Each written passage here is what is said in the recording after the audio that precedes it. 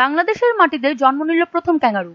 গাজীপুরের বঙ্গবন্ধু শেখ মুজিব সাফারি পার্কে জন্ম নিয়েছে ক্যাঙ্গারু শাবক।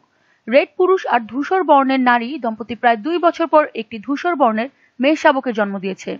বাংলাদেশে ক্যাঙ্গারুর বাচ্চার জন্ম দেওয়ার ঘটনা এটাই প্রথম। বন সংরক্ষক কর্মকর্তা মোহাম্মদ শাহাবুদ্দিন জানান, 2014 সালের আগস্টে ফ্যালকন ট্রেডার্সের মাধ্যমে আফ্রিকা থেকে কিনে আনা হয় একটি পুরুষ ও 2টি স্ত্রী ক্যাঙ্গারু। তাদের বিচরণের জন্য সাফারি পার্কের বেষ্টনীর ভিতর ছেড়ে দেওয়া হয়।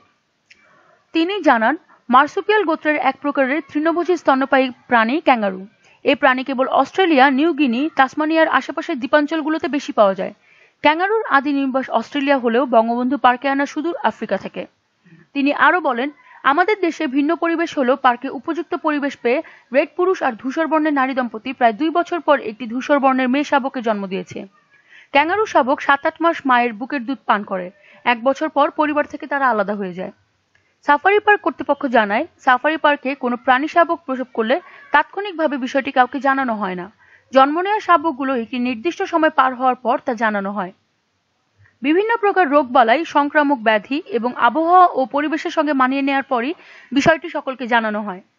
ক্যাঙ্গারু লালন পালনকারী junior wild life scout Dhananjay ও এনিম্যাল কিপার মাসুদ হাওলাদার জানান, সবসময় প্রাণীগুলোকে চোখে চোখে রাখতে হয়।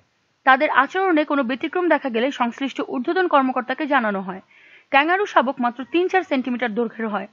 জন্মের পরপরই এটি তার মায়ের পেটের থলের মধ্যে প্রবেশ করে। তখন শাবকের চোখ ফুটে না, শরীরে কোনো লোমও থাকে না।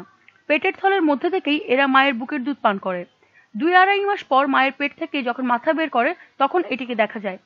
তাদের নিয়মিত কলা, আপেল, কলমি শাক, গাজর, শসা, খেজুর, সবুজ ঘাস সহ বিভিন্ন ফল দেয়া হয়। নিত্য নতুন এসব খবর আরও পেতে চাইলে আমাদের সঙ্গেই থাকুন এবং সাবস্ক্রাইব করুন।